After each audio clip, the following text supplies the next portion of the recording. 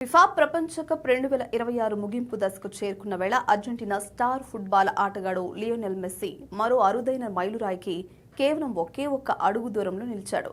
సెమీఫైనల్లో ఇంగ్లాండ్పై లభించిన ఉత్కంఠభరిత విజయం తర్వాత అర్జెంటీనా ఫైనల్కు దూసుకెళ్లగా 39 ఏళ్ల మెస్సీ టోర్నమెంట్లో అత్యధిక గోల్స్ చేసిన ఆటగాడికిచ్చే ప్రతిష్టాత్మక గోల్డెన్ బూట్ రేసులో మళ్లీ అగ్రస్థానానికి చేరుకున్నారు.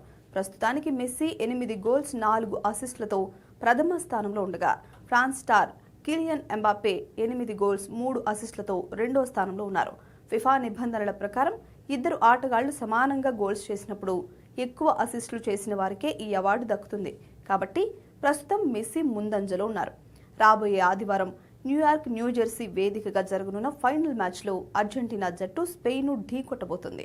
ఈ తుది పోరులో మెస్సీ ప్రదర్శన ఎలా ఉండబోతోందనే దానిపై ప్రపంచవ్యాప్తంగా ఉన్న కోట్లాది మంది ఫుట్బాల్ అభిమానులలో విపరీతమైన ఆసక్తి నెలకొంది.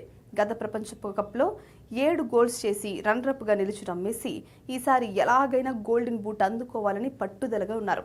ఈ చారిత్రాత్మక ఫైనల్ మ్యాచ్ మరియు ఫ్రాన్స్ ఇంగ్లాండ్ మధ్య జరగబోయే 3వ స్థానం మ్యాచ్ ఫలితాలు ఈ ఏడాది గోల్డెన్ బూట్ విజేతను అధికారికంగా నిర్ణయించనున్నాయి.